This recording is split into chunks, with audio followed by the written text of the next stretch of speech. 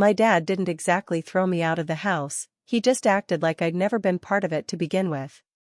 After Mom passed away, I became this awkward reminder of a life he wanted to move past. My stepmom couldn't stand me, his new daughter became the center of his world, and I was left with silence, and the heavy guilt of being the reason things felt off. By the time I was 11, I was quietly handed over to my aunt, like something no one had any use for. But then, 10 years later, when he had nothing left, no money, no love, and no other options, suddenly, I mattered again. Turns out, the only thing he really wanted from me was the house I owned. I was just 7 years old when my mom died. I still remember how that hospital room smelled. A weird mix of sharp cleaning chemicals, cheap coffee from the hallway vending machine, and the soft trace of her favorite hand cream, the one she used to rub on her hands back when she could still do things on her own. I stood next to her bed, holding onto the smooth edge of her blanket like it could somehow keep me from falling apart. She couldn't talk anymore. Her eyes were barely open. But she was still breathing. That was our final day together. Dad was there too, sitting in a chair in the corner, messing around on his phone. I don't remember him saying anything that stuck with me. No comforting words. Nothing that made me feel like I'd be okay. Not even a quiet "it'll be alright" or "I'm here." He was just physically there. Like a stranger in the background. Like someone who was already planning his escape. After she was gone, everything around me just went numb. No one ever actually told me she had died. Instead, they said, "Mom's not coming back." I was sitting on the living room carpet back at our place in Connecticut, running my fingers along the stitches of a throw pillow.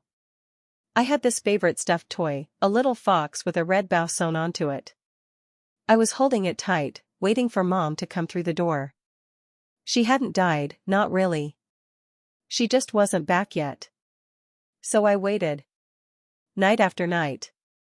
First it was a day. Then a week. Then a month. Dad never explained anything. He just kept going. Those first few months after she died, I might as well have been invisible. He didn't yell or punish me, but he didn't ask how I was doing, didn't tuck me in, didn't bring home any ice cream like he used to. He'd go to work, come home, turn on the TV, eat dinner, and that was it. And I'd sit on the upstairs landing, listening to the sound of his fork tapping against his plate. Sometimes, I'd talk to myself. I'd replay scenes in my head, Mom coming home, smiling, brushing my hair back, asking how school was. I even made up a version where she was sick again, but this time she'd get better. Just a pretend story I clung to. That's when I started remembering stuff I hadn't paid attention to before. Like how she'd sit alone in the car sometimes, her eyes all glassy. Or how she'd lock herself in the bathroom for what felt like forever. And then one night, I woke up to her yelling at Dad. "I can't do this anymore, David. I can't live in this cold." "Then leave." He shot back. I was curled under my blanket, gripping my fox like it could protect me. I didn't know what divorce meant, but I understood it meant something bad, something that made people stop living together. After she left, the silence in the house got heavier. Not like a quiet library, but like an old abandoned place where the wind slips through the cracks in the walls. I'd wake up to an empty room, wander into the kitchen, sit down at the table, and just sit there. For an hour. Waiting for someone to say it was time for breakfast. But no one ever did. Sometimes, if I was lucky, there'd be leftover pizza in the fridge from the day before. Other times, all I could find was tap water. Dad never asked if I'd eaten. In fact, he didn't ask me much of anything. It was like he lived next to me, not with me, as if I were just some quiet neighbor he didn't bother acknowledging. So, I learned to keep quiet. I figured out early that showing sadness around him didn't help. One time, I broke down crying in the kitchen and whispered, "I want my mom." All he said was, "Yeah. Me too." Then he walked out. Just like that. Left me standing there, tears in my eyes, stomach growling, feeling more alone than ever. Aunt June was the one who stepped in. She was his sister, and every now and then, she'd come by with little gifts, lavender-scented sweaters, cookies in those old-fashioned metal tins, picture books about seals. She'd sit right on the floor with me and build block towers, like it actually mattered to her. And she hugged me, not just a quick pat on the back, but the kind of hug that made me feel small again, like it was okay to be a kid. Like I was still someone worth holding. Sometimes she'd take me to her house for the weekend. Everything there felt different. A handmade blanket on the couch. Big mugs filled with warm cocoa. String lights still glowing in the hallway long after Christmas was over. She'd ask if I wanted more cookies, if I missed my mom, if anyone at school was being mean. "You can tell me anything, sweetheart. I'm always here to listen." I didn't open up all at once. I was scared that if I said too much, she might stop inviting me. But deep down, I wanted to stay with her forever. Aunt June was the only adult in my life who made me feel truly seen. Cared for. Still, every Sunday night, I'd end up back at that house, the one with quiet walls and dirty dishes sitting in the sink like ghosts of meals never shared. I kept hoping something would change. That maybe, just maybe, Dad would have a movie moment, realize he still had a daughter and start cooking pancakes or asking how school was. But instead, he brought home someone new. I remember that day like it's burned into my brain. Sabrina. She just showed up, like so many things that flip your life upside down, no heads up, no warning. Dad hadn't mentioned anyone. I came home from school, tossed my backpack down by the stairs, and walked into the kitchen. There she was, standing at the microwave, heating something up. Tall, polished, and way too cheerful.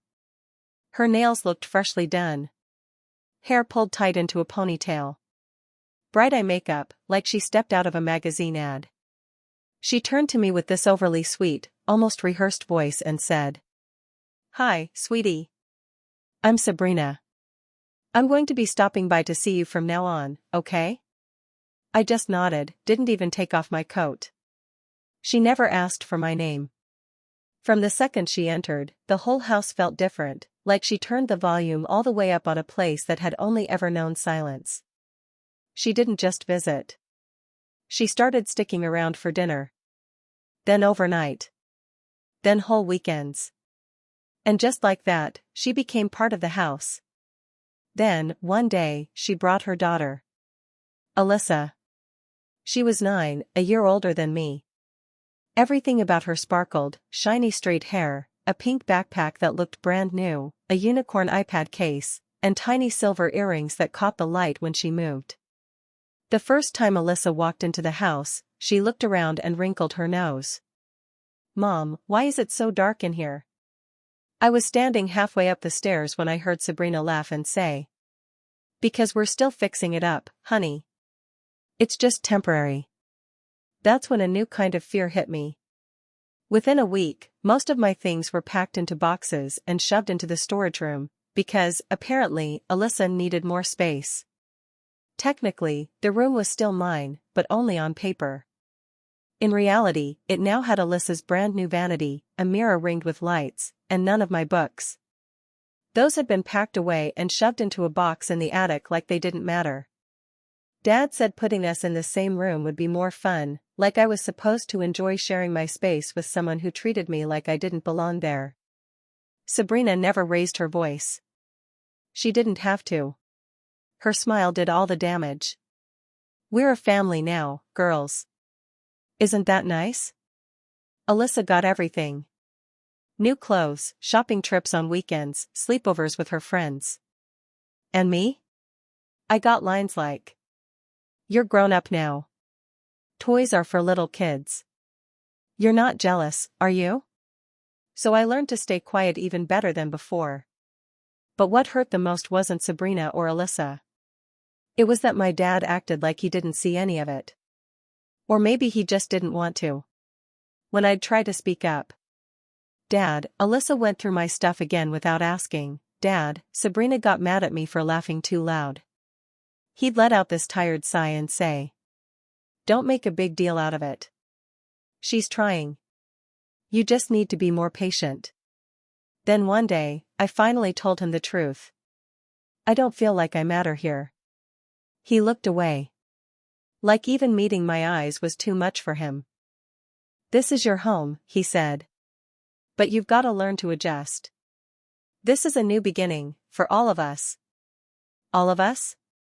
Because it sure felt like I was the only one with no one in her corner. Every holiday just reminded me how alone I was. Alyssa's birthdays were picture-perfect, fancy dresses, decorations, cakes made from scratch, photo shoots like she was a celebrity. Mine? Always rescheduled because of the weather, work, or some kind of emergency. On my last birthday, they didn't even mention it until halfway through the day. Sabrina had spent 3 days baking Alyssa's cake. When I asked why no one had made one for me, she said, "I figured you weren't into that anymore. You're not a little girl now." I didn't argue. I just went upstairs, sat on my bed, and stared out the window, thinking how badly I wanted to be with my mom again.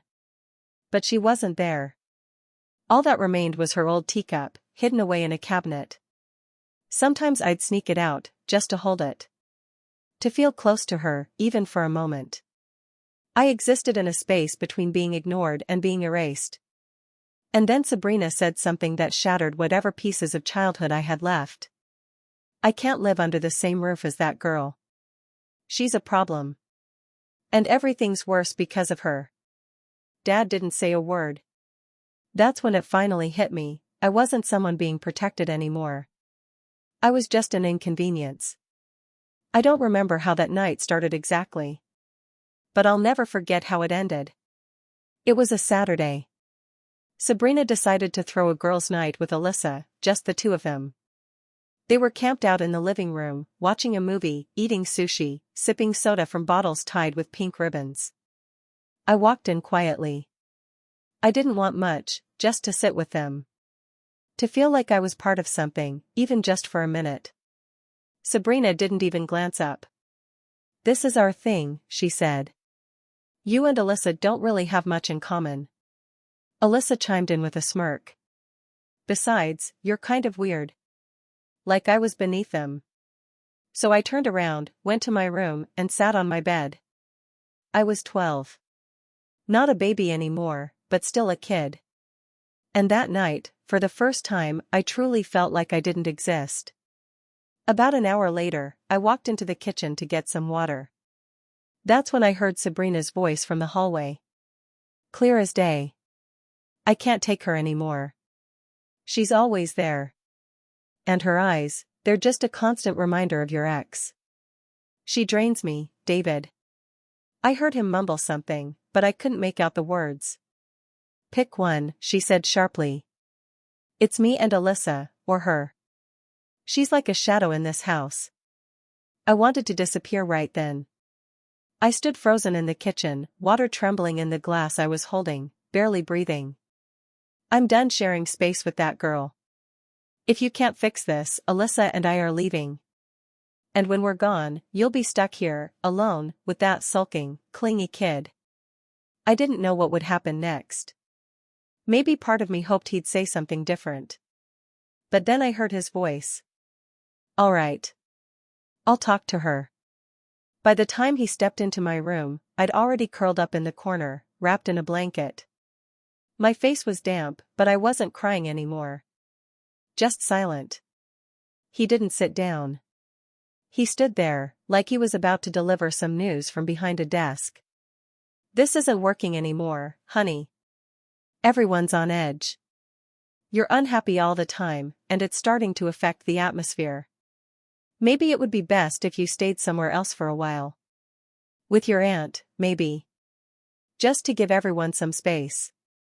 It's not forever."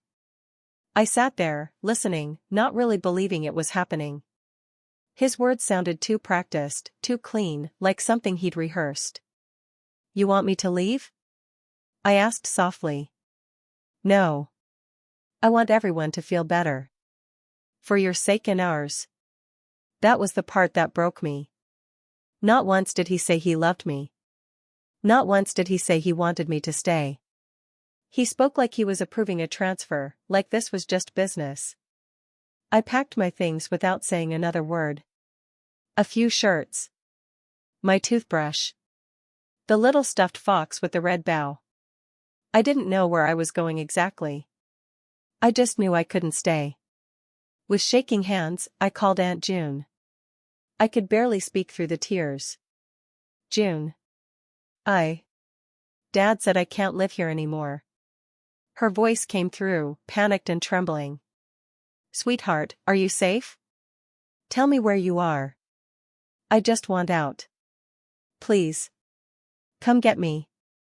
She was there within 40 minutes. When I stepped outside with my small bag, she wrapped me in a hug, the kind of hug Mom used to give me when I scraped my knee or fell off my bike. I buried my face into her coat, breathing in that familiar lavender scent.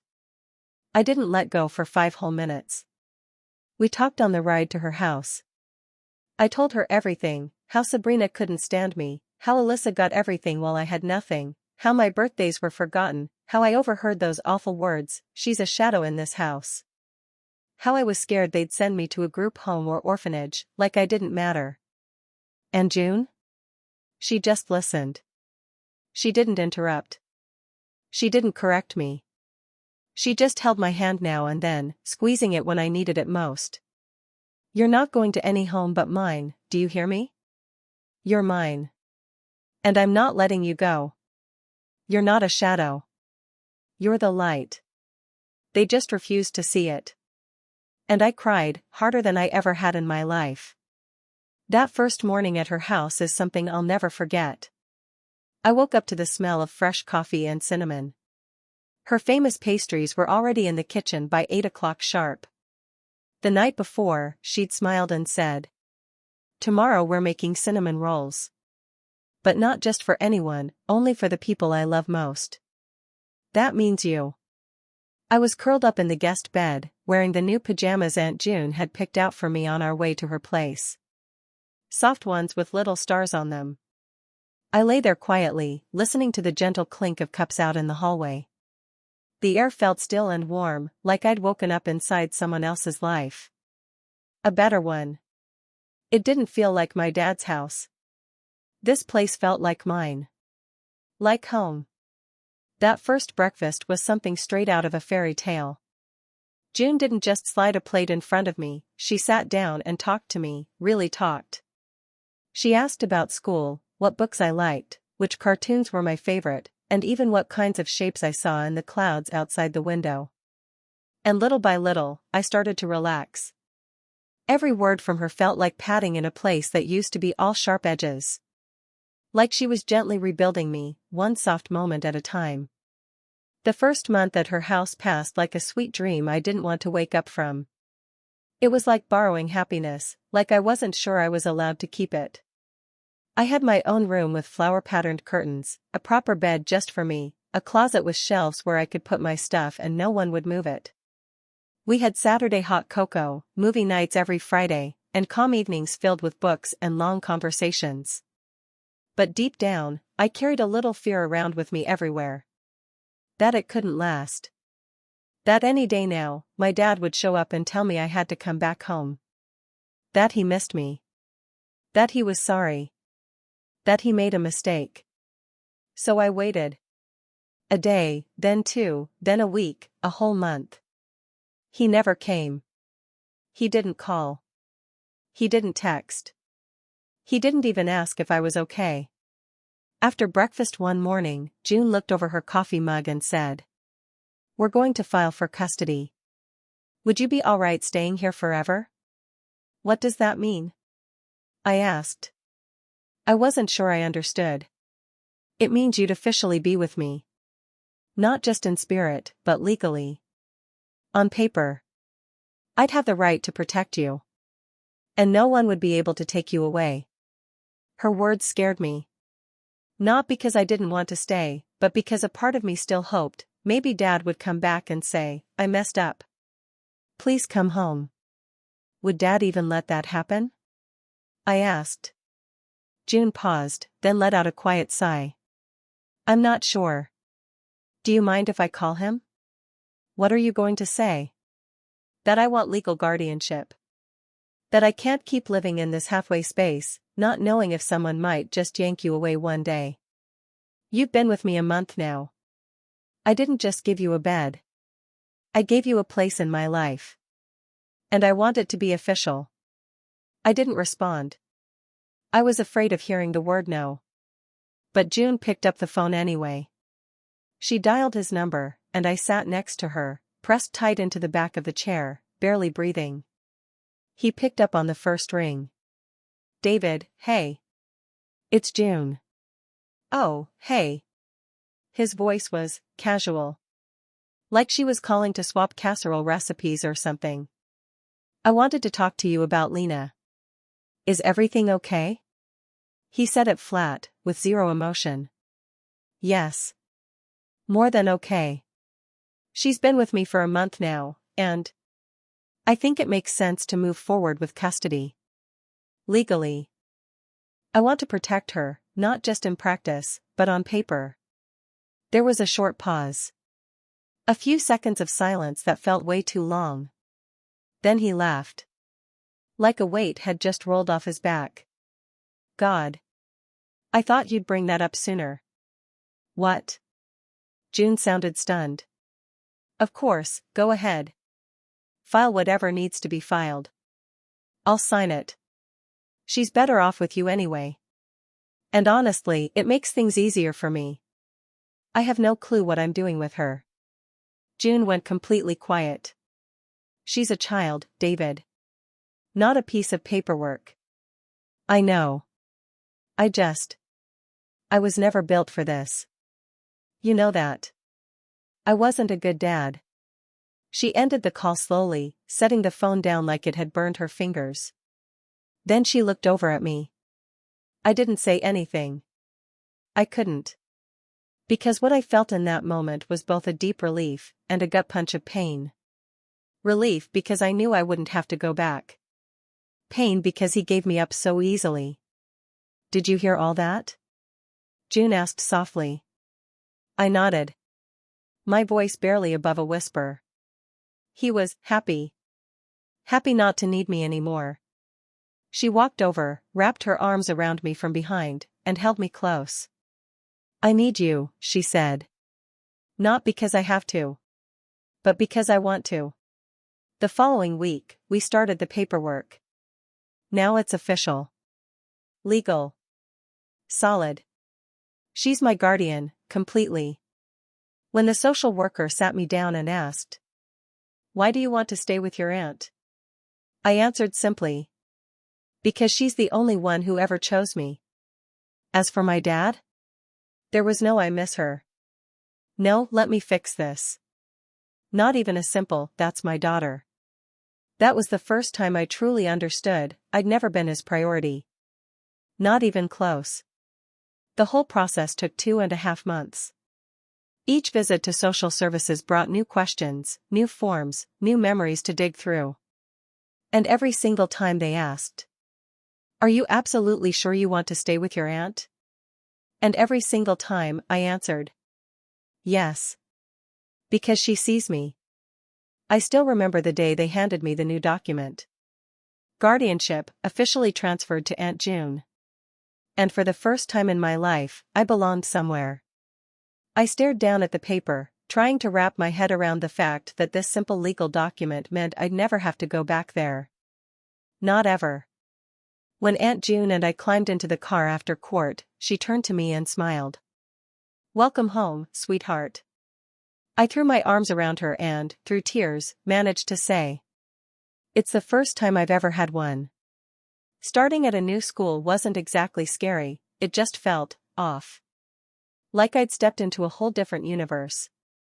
One where life had been moving along just fine for everyone else, while I was clawing my way out of some locked basement. There were kids with warm lunches and thermoses. Girls chatting about their cats and dogs. Teachers who actually remembered your name by the second day. And then there was me, new backpack from Aunt June, neat braids, a smile I'd carefully put on like makeup. I didn't talk much. But I watched everything. Every tone of voice. Every sideways glance. Every casual comment like, "Oh, don't mind her, she's just like that." It felt like I carried something invisible with me, like the scent of being unwanted was stuck to my skin, and everyone could somehow smell it. For the first few weeks, I'd sit quietly in June's car on the way to and from school, my backpack resting on my lap, hands folded, not saying a word. But June? She always talked. "Hey, how about we go to the library on Friday? There's a shelf I love, it's full of books about girls who are strong and fearless. You know, I was thinking, maybe you'd like to try drawing? There's this art class at the community center. The way you hold your pen, it's steady. That says something good about you." Nothing she said was grand or dramatic. But they were the kindest words I'd heard in years. And the best part? They didn't come with a but. One afternoon, I came home from school and found her at the kitchen table, sorting through some papers. She startled when she saw me and quickly slid one of the papers underneath the rest. And just like that, my old instinct kicked in, panic. I froze. "Did I do something wrong?" I whispered. She smiled, a little embarrassed. "No, not at all.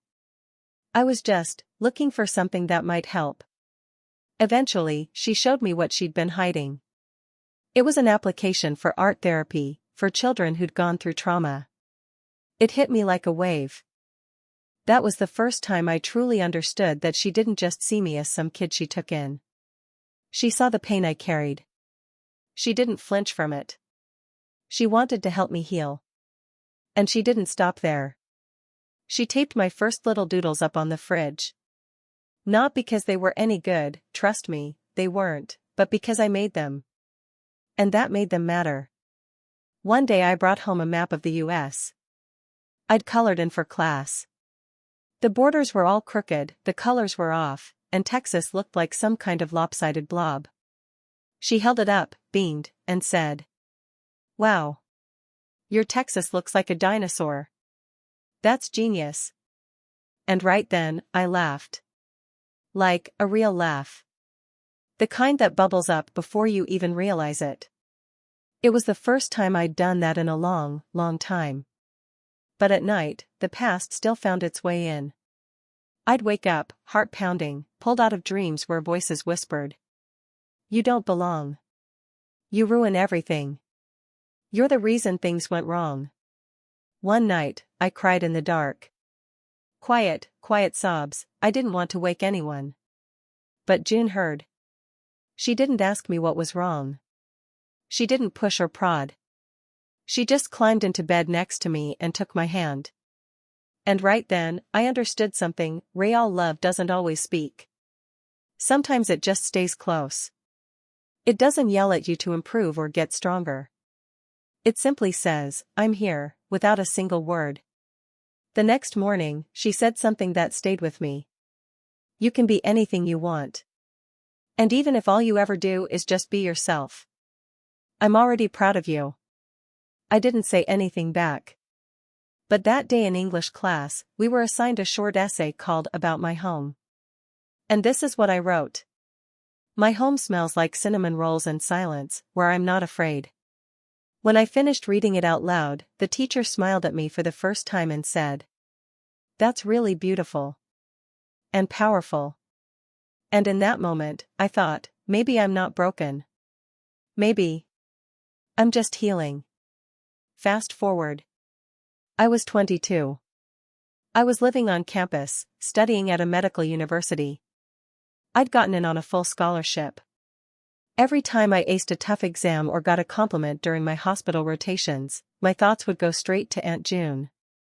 I wouldn't have made it without her. I was that girl, the one who showed up early to class, read more than was required, never missed a lecture even in the pouring rain, and jotted down notes on everything, even the things no one else cared about. My dorm room was always tidy. Lights out at 10 sharp. And I checked Instagram a lot. I know, it sounds silly. But I had a reason. I didn't follow my dad's account. But I knew it. Same with Sabrina's. Her page looked like the front cover of a lifestyle magazine, sparkling engagement rings, tropical vacations, shopping sprees, smoothie shots against ocean views. Alyssa was the best daughter in the world, according to every caption. Photos of flower arrangements at the salon. Glam selfies. Hashtags like #grateful for my life. #blessed. #appreciate the people who make you happy. And me? I wasn't even a footnote. Still, I kept checking. Not because I wanted to reconnect, but because I needed to know. Needed to confirm that, after everything, they really hadn't looked back. Like I was searching for one mention of me, just one post. A sentence. A hint that I'd crossed their minds. If I'd seen something, anything, that said they missed me, I think it would have cracked me in half. But there was nothing. Not even a whisper of a daughter in 10 years. Then one afternoon, I came home after a long shift at the training clinic. I made myself a cup of coffee, sat down, and opened my email. Most of it was junk, newsletters, sales, random promotions. But then one subject line caught my eye. Property notice, 121 Elmwood Avenue, transfer alert. My body went still. Elmwood Avenue. That was the house. The house where I'd lived with Mom. Where I'd watched my whole life get turned upside down. The place I thought I'd buried for good. My hands trembled a little as I clicked the message open.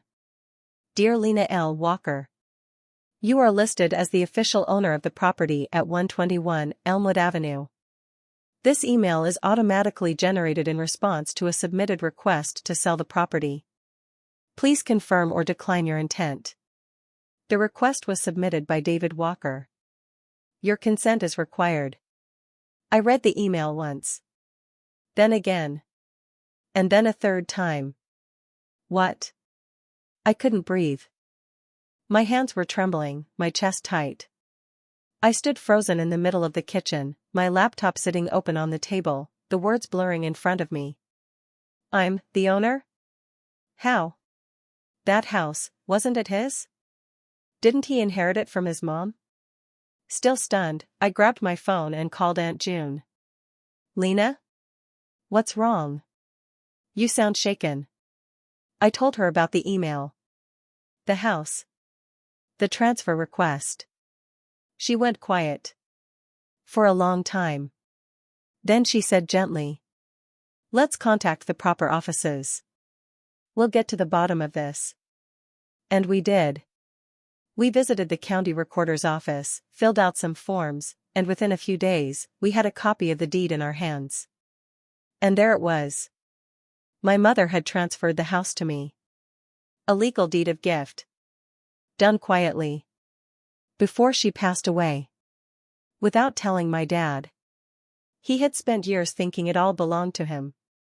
But she must have known better. She must have known exactly what kind of man he was, how he saw everything as his by default. So she made sure the one thing that mattered most, the house, would go to me. So you're telling me, my dad lived in a house that was mine the entire time? They lived in my house. The same house I'd been cast out of. I didn't know what to feel. Was it some strange twist of fate? Some long-delayed act of justice? A hidden message from my mom? Whatever it wasn't random. That much I was sure of. 2 days later, my phone lit up with a name I hadn't seen in 10 years. Dad. I didn't answer right away. My heart was pounding. My fingers hovered over the screen. But finally, I picked up. His voice was different. Older. Worn. Lena, hey. A long pause. I didn't realize the house was in your name. It was a surprise, honestly. We tried to put the house up for sale. Business hasn't been great lately. But when we got the rejection. He trailed off. Sabrina left. Took Alyssa with her. Said she didn't want to live in a rundown place anymore. I stayed silent. Look, I'm not calling to demand anything. I'm just asking, if there's any way you could sell it, help me out. Help me get the business back on its feet. Just until I can turn things around. Then we'll be okay again. Everything will be fine. His voice was shaky. Nervous. Maybe you're not still holding a grudge? I know I messed up back then. I really did. But it was a complicated time. Grudge? That word felt so small, so shallow, compared to everything I'd been through. I didn't answer right away. Finally, I just said, I'll have to think about it. I didn't sleep that night. Because part of me, deep down, still wanted to help. Some fragile part of me was still holding on, waiting for him to say what I'd always needed to hear. I need you. Not your house. Just, you. In the end, I made the decision to help. I scheduled an appointment with a notary, pulled together all the paperwork, double-checked the property records, and signed the initial documents to start the sale process. I couldn't believe I was doing it, selling the house that had held so much of my pain. But a small part of me kept whispering, maybe this will close the book on the past. Maybe it'll let us write something new. Then, he started calling. At first, it was just casual stuff. How have you been? Maybe I'll stop by sometime. Been too long. I bet you're all grown up now. And then, one day, he did stop by. He showed up at the dorm, stood there in the doorway holding coffee and flowers, looking at me like he couldn't believe I was the same little girl he used to ignore. He smiled. Softly. You've really grown up, Lena. I'm proud of you. He paused. I wish I'd been there more. Wish I'd supported you when it counted. And then, almost shyly. But maybe it's not too late to make things right? We sat together on a bench near campus. Talked for maybe 40 minutes. He told me about this idea he had, a small business he wanted to start. Nothing big, just something to get back on his feet. Said the money from selling the house would give him that second chance. Then he looked at me and said, and maybe once everything's settled, we could take a little trip. Just to unwind. You know. Like father and daughter. I sat there, listening, and something inside me warmed. Not trust. Not belief. But, hope. Hope that maybe, just maybe, he needed me now. That he wanted in. That he was finally reaching for a place in my life, the life of his daughter. For a moment, I was 8 years old again, sitting at the window, waiting for the words I'd always wanted to hear. You're not alone. I'm here. We found buyers. A couple. They'd been searching for a place in a quiet neighborhood, and Elmwood Avenue checked all their boxes.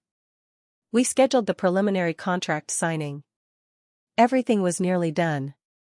And then, just one day before the meeting, I opened Instagram.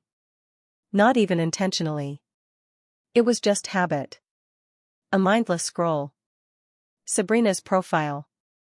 A photo in the backyard of the house. Caption.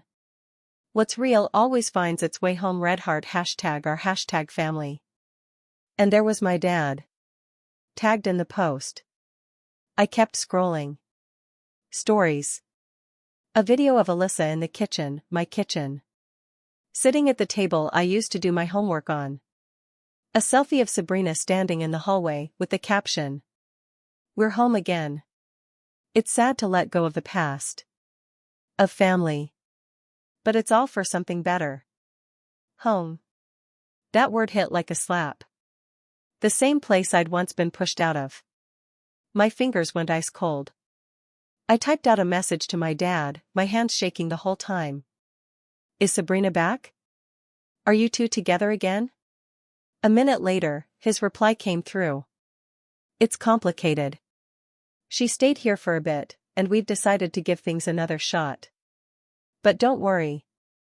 That doesn't change anything between us. It doesn't change anything. That was the moment it hit me. He never intended to sell the house because he was desperate. He wanted to sell my house to build another fresh start with her. With Sabrina. With Alyssa. Again. My chest tightened. My heart felt like it was folding in on itself. But this wasn't betrayal. It was something worse. It was the same old pattern, playing out just like it always did. And me? I was stuck playing the same role, the extra. The unwanted one. I powered off my phone. But I didn't cancel the meeting with the buyers. Instead, I called Aunt June. My voice was shaky, not from sadness, but from something unfamiliar, resolve. For the first time in my life, I had to stand up for myself. Really stand up. I nearly sold the house, I told her. I was worried about his future. I almost gave up my future, again, just to help him. I almost believed him again. But not this time. This time, I stopped myself. There was a pause. Then June said something I'll never forget. Most people grow up when they start paying taxes. But you? You're growing up because you finally stopped trading yourself for scraps of warmth. I didn't say anything. I just smiled. It was a victory. A hard, bitter one, but it was mine. I didn't back out of the sale. In fact, I sped things up. Now that I saw the truth, that they were back together, tangled in the same tired lies, repeating the same cycle, I didn't feel rage. I felt clarity. It was time. Time to let go of the house, of them, of the history that had haunted every corner. I signed the final sale documents. The buyers were thrilled. The house was beautiful, big, bright, with a blooming garden. I remembered my mom planting chrysanthemums in that yard, the way she used to hum to herself as she dug into the soil. Now another family would live there. Another story would begin. And I was finally ready to start my own. 2 weeks later, the transfer came through. The notary confirmed it. The payout was solid, enough for an apartment in the city, a new car, maybe even tuition in advance. But I didn't go that route. Instead, I found something else. A small, sunlit house in a peaceful neighborhood. Just 10 minutes from Aunt June's. 1 story. Painted white. A little porch, a garden out front, and 3 cozy rooms. The first time I stepped inside with the keys in my hand, I didn't feel triumphant. I didn't feel like I'd won. What I felt was peace. For once in my life, I wasn't walking into a place where I had to earn love. This was mine. A home where I wasn't just tolerated. A home where I didn't have to be quiet to be allowed to stay. This was it. My home. My space. My silence, not the kind that chills you, but the kind that gently wraps around you and makes you feel safe. That first weekend, I started making the space my own. I hung photos of my mom on the walls. In the living room, a picture of her in a yellow sweater, beaming. In the bedroom, one of us walking hand in hand through the park. In the kitchen, I framed her old chocolate cake recipe, the one she wrote by hand on a yellowed sheet of paper years ago. I bought a blanket in soft lavender and added a shelf where I lined up the books Aunt June used to read with me. There wasn't a single voice in that house telling me I was a burden. Only my own voice, quiet and certain, whispering. You made it. This is home. Sitting in the kitchen with a warm mug of tea, I stared out the window and let myself dream about the future. About children I hadn't met yet, but somehow already loved. And I made a promise right then. There will be no cold, empty silence in this house. No one will be afraid to sit at the table. This place will smell like vanilla and sound like laughter. The doors will always be open. Any child who walks through this home will never feel like a shadow. They'll know, deep down, that they are the center of everything. Because I finally understood what I'd never been given. And that meant I could finally give it to someone else. A few days later, I planted my first flowers out in the garden. Lilacs, just like the ones my mom loved. I wasn't exactly good at it. My hair was a mess, my hands covered in dirt, but my heart. It was steady. Peaceful. For the first time, I was breathing like I didn't have to hold anything back. That's when the phone rang. It was my dad. I ignored it the first time. And the second. And the third. Then a message came through. Lena, we need to talk. It's serious. I replied. Text me. No, he wrote. You have to hear me. For a second, I hesitated. Maybe this was different. Maybe he wanted to apologize. Maybe he had finally come to his senses. I took a deep breath and answered. His voice didn't sound broken. It didn't sound regretful. It sounded angry. So you really did it, huh? You sold the house? Our house? Lena, how could you do that? You knew I was counting on that money. I could have saved the business. Gotten everything back on track. I stayed quiet. Then he added. Sabrina says you ruined everything. What, you want us out on the street? I didn't hesitate this time. Did you ever care whether I had a roof over my head when you told me to leave? Silence.